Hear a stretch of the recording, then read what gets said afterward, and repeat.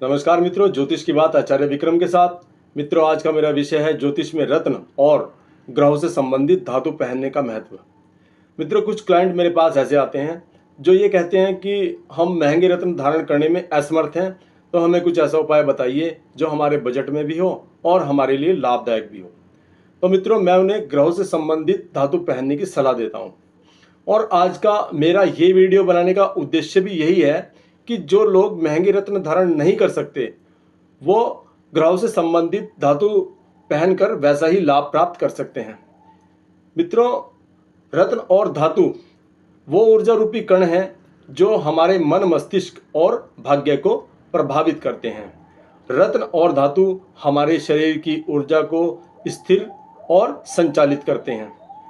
रत्न और धातु ग्रहों की तरंगों को संतुलित और नियंत्रित करती हैं। शास्त्रों के अनुसार कोई भी रत्न और धातु तभी उपयोगी होता है जब उसकी गुणवत्ता, ग्रह योग और मुहूर्त सही हो, वरना विपरीत फल प्राप्त होते हैं।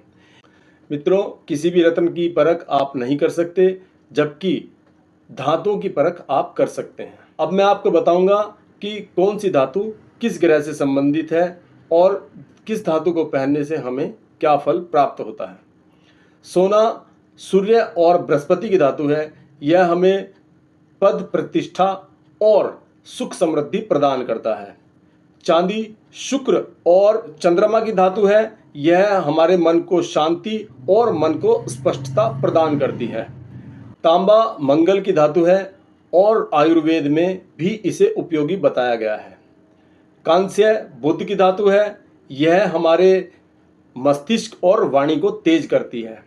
लोहा शनि की धातु है। यह हमारे जीवन में स्थिरता और सुरक्षा प्रदान करता है। सीसा राहु की धातु है। यह व्यक्ति को अदृश्य नकारात्मक शक्तियों से बचाता है।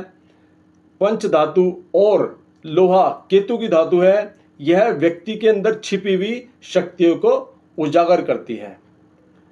मित्रों, आप स्वयं ही किसी धातु को धारण ना करें, क्योंकि धातुओं का भी रत्नों जैसा ही प्रभाव होता है। आप इसे किसी भी ज्योतिषीय सलाह के अनुसार ही धारण करें।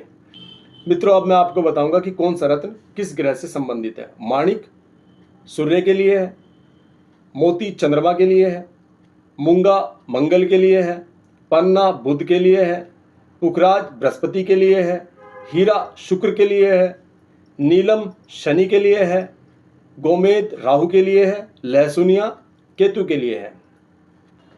मित्रों, रत्न असली और प्रमाणित होना चाहिए। रत्न का वजन जातक की आयु और ग्रह योग के अनुसार प्रयोग में लाया जाता है। रत्न धारण करने का शुभ समय और दिन अति महत्वपूर्ण है। अब मित्रों, मैं आपको दो शक्तिशाली रत्नों के बारे में बताता हूँ। हीरा और नीलम दो ऐसे शक्तिशाली रत्न हैं, इन्हें बिना किसी विद्वान की सलाह के धारण नहीं करना चाहिए, क्योंकि ये बहुत ज़्यादा नुकसान पहुंचा सकते हैं। एक महत्वपूर्ण बात मैं और बताऊंगा कि पुत्र चाहने वाली स्त्री को हीरा नहीं पहनना चाहिए, या जो स्त्री गर्भ धारण करना चाहती हैं उन्हें भी हीरा नहीं पहनना चाहिए।